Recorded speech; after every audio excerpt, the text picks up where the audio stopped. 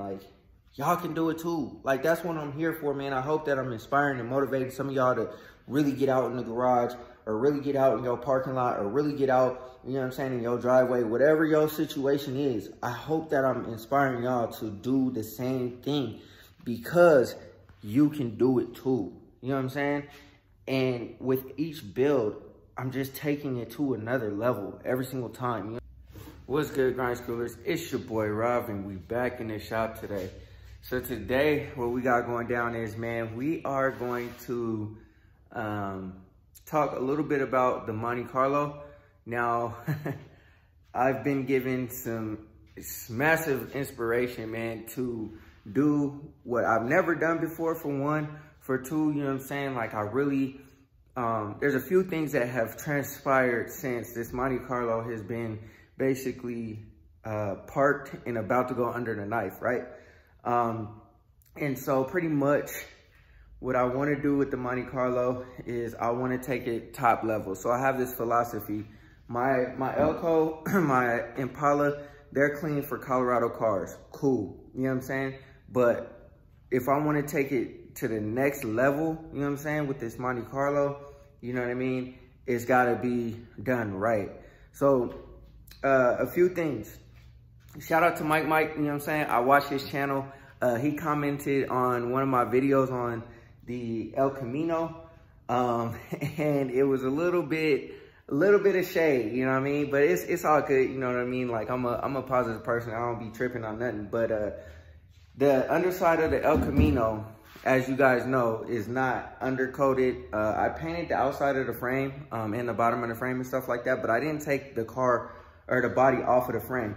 It has new body mounts, new obviously suspension, all that. You guys already know that. But the underside of the car looks horrible. So if you were looking at the underside of the car, you would think that the car is a rust bucket, right? Everybody knows that every single car on the road, even new cars, have surface rust on them. It's not the toxic rust that rusts through the frame, creates holes and all that kind of stuff. But anyways, the Elko needs to be undercoated and whatever, but I posted a video on my Instagram with the QA1s when I finished them up in the back, and the underside of the car looks horrible. Obviously, with the backstory to El Camino, you know what I'm saying, it's been built in driveways and parking lots and stuff like that, and I've always had to keep it running. I've always had to keep it moving. So, like, I couldn't just tear the car down and build it and whatever. And I've learned everything that I've done on these cars on the El Camino. So I'm still, like, learning and stuff. And I never even considered taking the body off the frame until, well, really, realistically, never. But anyways, I never even knew about the body mounts or nothing like that until our buddy in Colorado G Bodies, Ernesto, has said something to Dash, and Dash has said something to me. So I never even knew nothing about none of the body mounts or nothing like that. And, you know what I'm saying, those have been replaced. So everything on the Elko is pretty much brand new, even though it doesn't look like it from underneath. So that's the backstory on the car. It really doesn't matter, yo. It's my car. You know what I'm saying? It doesn't, I could care less. I actually got into it with somebody that was talking trash about the Elko, because he was trying to tell me, like, oh, I hate builders that just try to, you know, hurry up and be ready for the summer. I'm like, bro, I'm 13 years in, bro. Not even 13, 11 years. I'm 11 years in on this car, and the car is still not complete. It's still not done, and I've always had to keep it moving. And I've built my expertise on the El Camino. So everything I've done has been on the El Camino, and it's never touched the shop. So it is what it is, you know what I'm saying? You know, it's not neither here nor there. People have their opinion, it doesn't really matter. But anyways, so not only that, like I said, I have a vision for this Monte Carlo. For one, it has to be safe for the wife. It has to be A1, reliable, so she can get in whenever and she can drive wherever and be safe. Number two, like I said, I want this to be a top-notch build. And the only way it's going to be a top-notch build is if we touch everything, right? Number three, shout out to Dash, because after Mike said whatever he said, Dash was like, yo, all right, it's time to get it together. And I felt that, like, yeah, you're right. So it was a little bit of motivation, like, yo, like, let's just go all out and get this stuff done. I'm not necessarily talking about the El Camino, because I still want to drive it and enjoy it, and I don't want it to be sitting and having no downtime. But the Monte Carlo, since it's not gonna be out this summer, we might as well. It's just sitting there, right? And I don't want to throw lipstick on the pig. It's already undercoated and stuff like that, so I might not necessarily undercoat it, depending on how it turns out, like if I can clean it and make it look nice or whatever. But the frame definitely has to come out because I want to paint it a different color. So, and I also got motivation. Shout out to Warren G Body once again, you know what I'm saying, motivated me on this build as well. He's doing his thing on his Elko frame. And, you know, I told him, like, yo, I might have to do that on mine, like, you know, because it just makes it look so simple, so easy. And, you know, like I said, I never considered it, but now I kind of am, because it has to have new body bushings, obviously. And the motor, transmission coming out of the car. And at that point, I might as well just pull the frame out as well and then just coat it, paint it, do whatever I got to do, slide it back under there, and then we could just drop the motor and transmission and all that kind of stuff in there. So, but anyways, man, go ahead, hit that like button, hit that subscribe button, and then I'm gonna flip this camera around. I'm gonna show you guys what I'm talking about with the Monte Carlo, and then I might go ahead and start it up, turn it around. I don't want to run it too much because I don't know how much oil's in there. I'll check it, but it's leaking oil real bad, and I'm just ready to take this motor out. So anyways, man, let me go ahead and turn this camera around. All right, y'all, so pretty much, oh, speaking of body mounts, I got some right there. I didn't finish completely the body mounts on the Elko. I think there's 2 of them that I still got to do. They kind of rusted out, and, you know, I wasn't able to get the bolt out, so they're still waiting. I'm still waiting to get that done so that I could get those on. When I undercoat the El Camino, we'll do that. And do the fuel system and stuff, we'll do that. But for now, a Monte Carlo, yeah, man, it's completely under the knife. I got a few things have happened that have given me motivation to get this thing done. And also too, like, there was a car show I went to that had a bunch of Monte Carlos, and I'm just kind of like, man, damn. Like, I kind of thought the Monte Carlo was a little bit more of a rarity because of the price of them and all that kind of stuff. And they're getting harder and harder to find, but it seemed like this is the car to have, you know what I'm saying? Everybody want one, you know what I'm saying? I'm happy that I was able to grab one, but you know what I mean? Like, I kind of want to be a little bit more exclusive. Maybe I might be a little more exclusive in the Impala, because I really don't see too many Impalas, but, you know, maybe people just don't drive them or whatever. But anyways, yeah, so with the Monte Carlo, man, I'm gonna clean all of this stuff out. As you guys know, this is in the works. We'll start getting this all together. But with the Monte Carlo, after I get all of this together, it's gonna completely be under the knife. I'm gonna take everything apart. I think I'm gonna start with taking the hood off. I'll probably sell that. I'll take the fenders and the nose off, so I can get access to the second position. I guess this will be second position body mount. First position body mount will be all right, because I'll probably take the core support and all that stuff out, because that stuff will get painted. But I'll take all that stuff apart. Once again, this area, unfortunately, is going to be junked up again. It sucks, but it just is what it is. It comes with the territory. I have to figure out where I'm going to stack stuff. Obviously, having an Elko, you got extra storage there, which is cool, but I don't really want to have a whole bunch of stuff just sitting in the Elko, because I drive the Elko. We got to figure out what we're going to do with these doors. I kind of feel like I have a direction, but I don't really know yet. I haven't really dug all the way into it. So we're going to go ahead and start on probably the body work on the car portion first. The fenders and all this stuff can come off of the car, because, you know, I don't have to work this on the car. But the doors and everything, I want to work on the car. And then after we kind of finish up the body work and do all that kind of stuff, we'll go ahead and probably pull the motor out after I do the body work, because it'll be easier to pull the car out, to like clean it off and dust it off and move it around, do whatever we got to do. And then once I do that, we'll pull the motor out, and we will start trying to take the car off the frame. Once we start taking the car off the frame, I don't want it out of the car for too long. I want to go ahead, sand it down one day, boom, boom, boom, get it all done.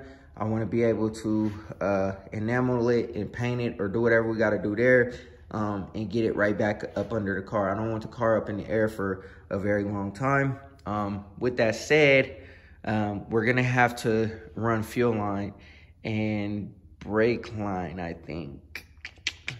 I gotta think about that one because I don't know how, what I'm gonna run as far as the brake lines, but at least the fuel lines, I gotta order that stuff. I have the fuel pump. I just need the 2 filters, the pre and after filter, and then I need the hose that goes, you know what I'm saying, whatever. So that won't be too big of a deal. I'll go ahead and order that stuff when we cross that bridge. But I want the frame out of there, paint it back up under the car, drop the body back down on the frame on some new body bushings, and then there we go. We'll go ahead and start painting the car. So yeah, man. And then the interior, I'm gonna hold off on. I'm on hold because it doesn't really make sense to do any interior work, any more interior work until, you know what I'm saying, the car's all painted, because it's gonna get all dusty and stuff in there and all that kind of stuff. I'll probably take these. I was gonna just do the stock seat covers, but man, if I'm going top level with this, I wanna be able to get my seats kind of custom done and the door panels custom done. In the back, we are going to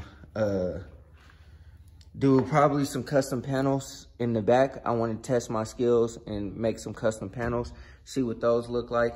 And then I want to probably do a deck back here. Like, I know I wrapped this back piece, but I think I'm gonna do a deck. I'm gonna take this MDF that I have right there, and I'm gonna make me a deck for the back using, because I got a bunch of wire mesh. I got a bunch of wire mesh like this. So I want to match the same vibe in the back. So, you know what I'm saying, the dashboard, and then I want to match the same vibe in the back. So, but anyways, man, let me go ahead and turn this car around because I need it to be facing out of the garage.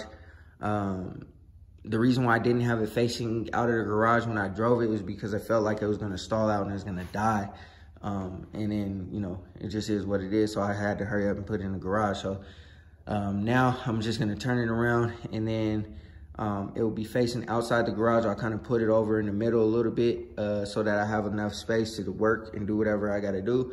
And then it'll just be ready to go under the knife. But look for the motor first. Once I start building on this motor, you guys will know, okay, cool, it's time to get to the Monte Carlo. I'm trying to accomplish this by November. Like, I really got to get everything painted and everything finalized before then, because it gets cold and it's going to be real difficult to start trying to paint. And I don't want to be up against the wall next summer trying to paint everything, like trying to get everything all together and stuff like that. If it's not all the way assembled, that's cool, but like, because I could do that stuff through the winter. But at least if I can get the frame out, get that painted, get the firewall, the engine bay, and all that kind of stuff painted, get everything painted, looking real nice, then I could start, you know, assembling afterwards. But I definitely need to get this done while it's summertime. So anyways, man, the Monte Carlo is now officially under the knife, and it's gonna be big, y'all. It's gonna be big.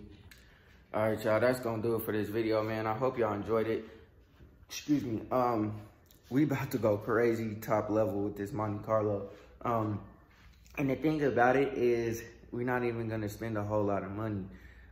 Yeah, for the wheels, when I get the wheels, it'll be a little bit more money.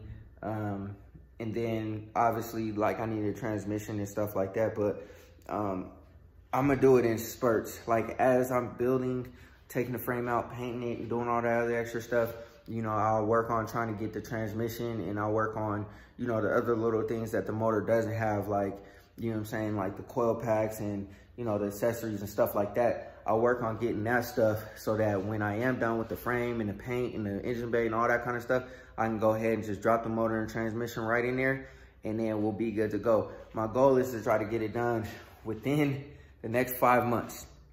Within the next 5 months, like I told y'all, because it's gonna get cold, and then I'm gonna have to, you know, like, wait until next spring or next summer or whatever in order to paint it or finalize the paint. I don't want to do that. I want it to be done. I want it to be ready. I want it to be ready to literally pop out next summer. But anyways, man, you know, like I got crazy motivation. I just felt this crazy amount of motivation. And I don't know if it's because I'm starting to get down to the wire with everything that I've had to do, with completing the dashboard and getting everything together, getting my Elko and the Impala together, but also too, you know what I mean? Like I have this thing, you know what I'm saying? Like I've always been criticized. I've always been talked about like my whole entire life, you know what I'm saying? My mom is one of my biggest supporters, or she is my biggest supporter and one of my biggest critics at the same time. My mom really tells it like it is. She's a real brutally honest person, and she'll like, you know what I'm saying? Like if she ain't feeling it, she gonna be like, yo, that ain't it. You know what I mean? Like that ain't it. Like, nah, you know what I'm saying? That ain't it. And regardless whether she's right or not, whether I agree or not, you know what I'm saying? Like I have been one to really, you know what I'm saying? Like use that type of stuff to my advantage, feel on the fire, like, okay, cool, you don't think so? I bet, I'm gonna show you. You know what I'm saying? Like, I've always lived with a chip on my shoulder. And if my mom can say whatever, and you know what I'm saying, whatever it is, there's nothing anybody else could say to me that's gonna really make me feel a type of way. Like I said, I'm a positive person. Like, you know, like you can say whatever you gotta say, but opinions to me really don't matter. You know what I'm saying? Good or bad, you know what I'm saying? Obviously, I appreciate it. Thank you for, you know what I'm saying, positive support and all that kind of stuff. But also the negativity is kind of like, all right, cool. You know what I'm saying? That's your opinion. You know what I mean? Like, what I eat don't make somebody else shit, and vice versa. What somebody else eat don't make me shit. You know what I mean? So it don't really matter. And also, too, my opinion don't really matter either. You know, whether I like somebody's car or I don't like somebody's car, that's their car. That's their money. That's whatever, they prerogative. It is what it is. You know what I'm saying? My opinion doesn't matter. My opinion don't get them no money.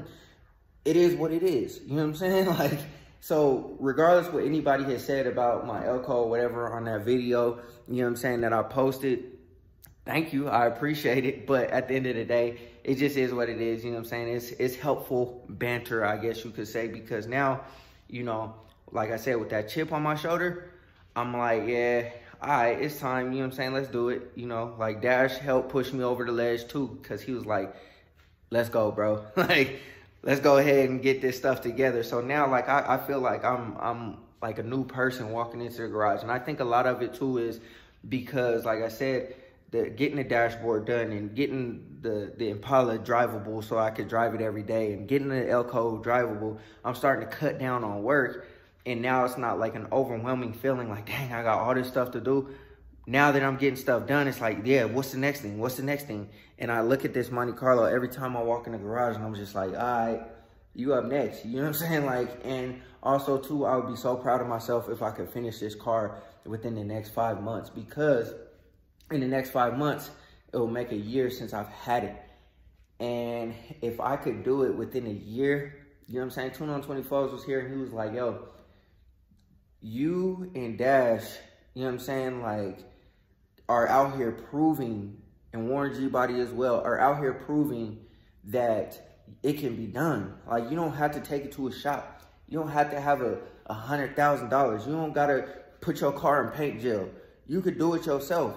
And for everybody that say that's cool because you got a garage, I built this Elko in parking lots. And in my grandparents' driveway, it was a single car driveway. Single car driveway. You know what I'm saying? Right on the driveway, there's like a little hill. So my back is leaning backwards like this, and I'm up under the car with my head under the car, my feet to the sky, and I'm working on my El Camino because I was determined to get this car running, to get this car moving. You know what I'm saying? I rewired the whole entire car in a parking lot. You feel what I'm saying to you? So it's kind of like, man, like, there's really no excuse. My Impala, I was getting tickets when it first came home because it was on the side of the street. And I you know, because I couldn't get it plated because, you know, of the title situation. But, you know, I had to put a new light, new bumpers, new fenders, all that kind of stuff, new mirror and all that kind of stuff on the car, on the side of the street. So, I mean, like, it can be done. Like, I think I did something with the brakes or something on the side of the street. So it's kind of like, man, like, there's really no excuse. You know, it just depends on your grind and on your motivation. And, you know what I'm saying? Like I said, it just is what it is. You just got to get to it and get your hands dirty, realistically. But with this Monte Carlo, y'all, I'm really going to show y'all what the meaning of grind school is. Like, I know I've done, you know what I'm saying, the Elko and the Impala and all that kind of stuff, but with the Monte Carlo, this whole entire car will be done. Like, I did the interior already. I already rewired the car. I already did the whole entire suspension. Only thing left we got to do, like I said, is motor, transmission, brakes, and, you know, paint. And that's pretty much it. And this car is all the way together. And I did it by myself in my garage. You know what I'm saying? Like, I will get some help to do some of the other stuff, like the motor, transmission, stuff like that, the frame and stuff like that. I'll get some help to do that. But other than that, man, like, it's kind of like, man, like, y'all can do it too. Like, that's what I'm here for, man. I hope that I'm inspiring and motivating some of y'all to really get out in the garage, or really get out in your parking lot, or really get out, you know what I'm saying, in your driveway, whatever your situation is. I hope that I'm inspiring y'all to do the same thing, because you can do it too. You know what I'm saying? And with each build, I'm just taking it to another level every single time. You know what I'm saying? I know I'm going long and I'm sorry for that, but you know what I'm saying? Things just keep on popping up in my mind, but you can do it too, man. That's really just my message. I really hope that, you know what I'm saying, like I said, I inspire y'all, and I hope that I can finish this within a year, because how incredible would that be to take a car to top level from the time that I got it to a year later? It's a totally different car and it's top level.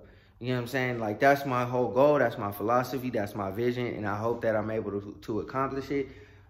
With finishing this dashboard, it really gave me a sense of confidence, because I look at this one and how perfect it came out. Now, there's still issues, but how perfect it came out compared to the one in the Elko, the first one that I ever did. And it's just like, man, wow. I mean, you know what I mean? Like, you can't beat it. But anyways, man, I ain't gonna hold y'all no more. I know this video is running long. I know, you know what I'm saying, I've been talking a whole bunch, but you know, I had a few things to get off my chest, and I wanted to bring y'all along, and I wanted to also, you know what I'm saying, discuss, you know what I mean, like, my next, I guess, idea, because, you know what I'm saying, like I said, I'm ecstatic, man. I'm excited for it. I know it's going to be hard. I know it's going to be challenging. I know it's going to be, excuse me, tough, but at the end of the day, you know what I'm saying, who doesn't like a challenge? Anyways, man, go ahead, hit that like button, hit that subscribe button.